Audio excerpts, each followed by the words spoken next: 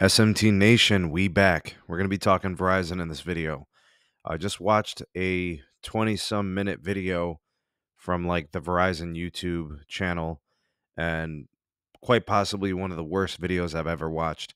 I've seen some pretty bad ones from T-Mobile that are, like rah-rah and kind of cringe and stuff like that. But this is absolutely falling on deaf ears. Nobody's listening, nobody cares, and you could totally tell it's a complete reach. But there is some stuff in here that we should know, and I want to present in today's video so you guys know what's going on with Verizon as they move through the rest of the year, and with their current CEO, Hans Vestberg, the direction he wants to take the company. So to start the video off, and I'm going to link the video for you guys in the description, the quote was buzzing at Basking Ridge. My goodness, how corny and lame is that? They essentially have started I guess like a new initiative, but it's not really new. It's called Advancing 2.0, Verizon 2.0, or what they're calling Verizon 2.3. It's a play on the year 2023 moving forward into next year. It's basically Verizon's next step, not a change in direction, not a change in strategy, simply an evolution, according to Hans Vestberg, the CEO. The focus moving forward will be on efficiency. The focus will be to reinvest into the 5 vectors of growth. That means no change in culture. They're going to try to unleash the pain at the company. I don't even know what these things mean. Become more agile, improve organizational pressures, and invest in growth. Those were some of the themes and the iterations from CEO Hans Vestberg. They created a new team called Global Services, a new organization within the company that actually serves all parts of the company. That would be the business side and the consumer side. And their goal is to facilitate scale. They actually have a new president or CEO that was created on this team. He's a former lawyer at the company, so he was, I guess, accelerated or advanced to this position. And I don't know, he's acting like he wants you to help him help you or something. I don't even know what the whole theme is. But this is the whole premise of everything. So I have screenshots from the actual video of what they're doing with this like Verizon 2.3, creation of the global services organization, which I already mentioned, scale cost efficiencies across the organization. We have also heard of this known as synergies in what T-Mobile did, improve cross-functional efficiency, and reduce working capital.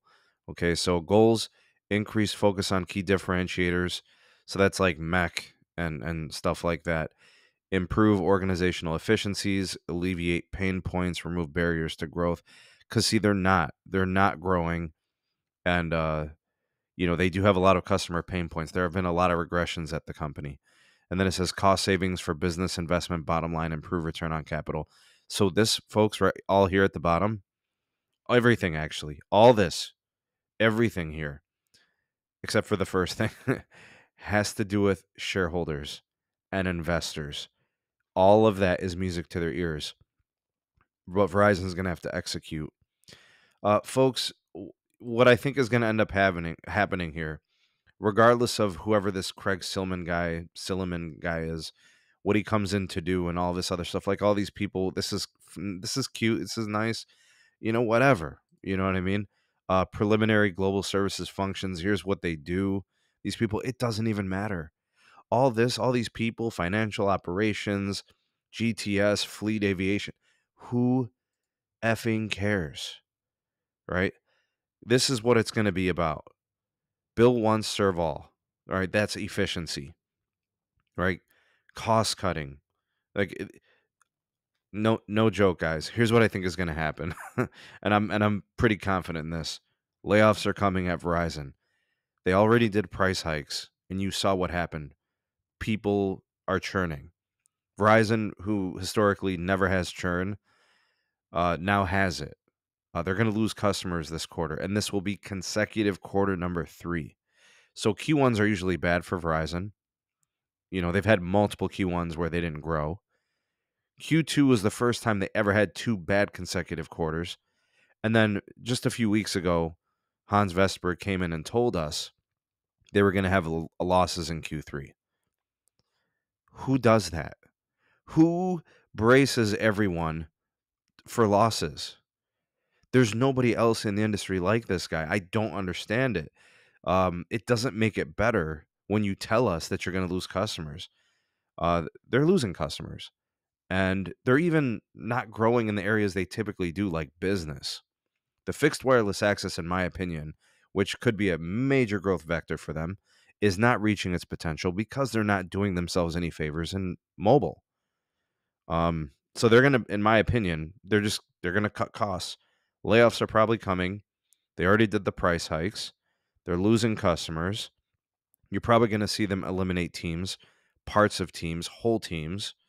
So we're gonna see job losses. We're gonna see locations close. We're gonna see tightening at call centers. You're probably gonna see customer care get worse, right? Guys, the stock has been decimated. When Hans Vestberg took over the company as CEO, the stock price was at $55. Within the first year, I think it peaked at like 61.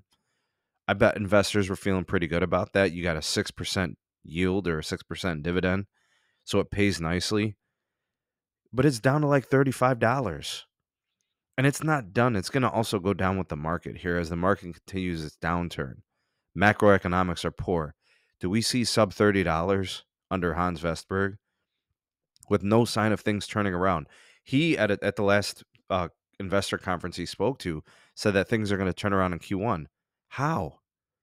Are all these cost efficiency savings, is that going to add up to fixing the problem of losing share? Is that going to fix the problems of the company? I mean, they got 160 plus $billion in debt. If they don't adjust and fix to that, then what is the investor looking at? What does it matter if there's a 6-7% dividend? Who cares if there's a yield that's 5-6 times higher than the market average? Who cares, right? The stock will continue to be decimated. So why now? Why is Hans doing this? Why is he doing this on October 11th? Q3 earnings are right around the corner, under 2 weeks away. The stock has been absolutely decimated. It's had a precipitous fall. This probably buys Hans more time, folks. He already got rid of his top executives. They're gone.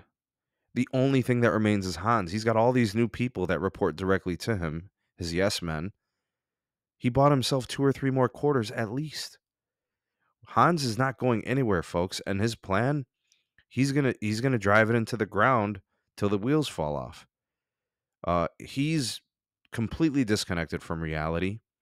He's lost the faith and belief of the people that work for him, in terms of his leadership, the support.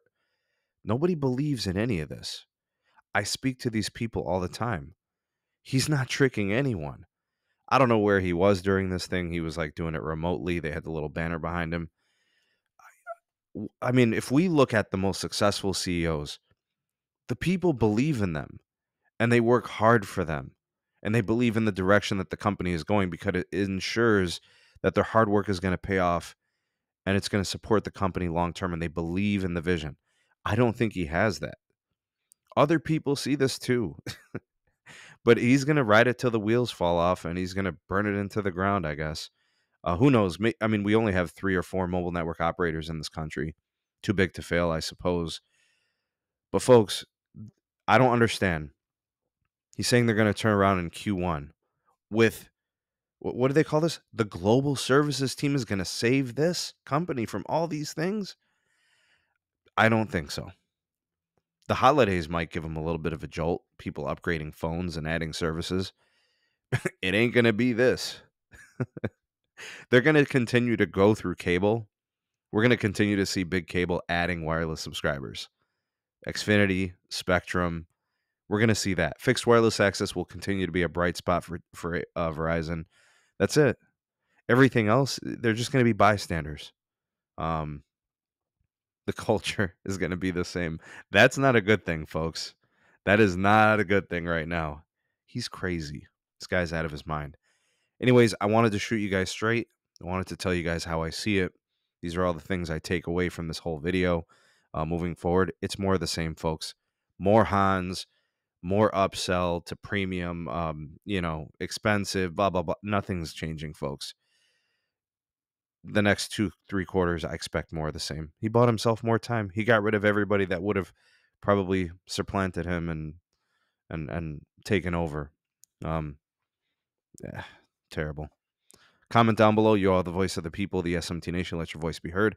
Like, share, subscribe for more. Turn on the bell notification icon to never miss an upload. Links in the description for my Twitter handle, my Patreon page, my Gmail address for business inquiries. And if you check out right next to my subscriber, where you can subscribe, you'll see a join for memberships button. You guys can get early access to videos, content, exclusive stuff not found anywhere else. Thanks for watching. See you on the next one. Peace.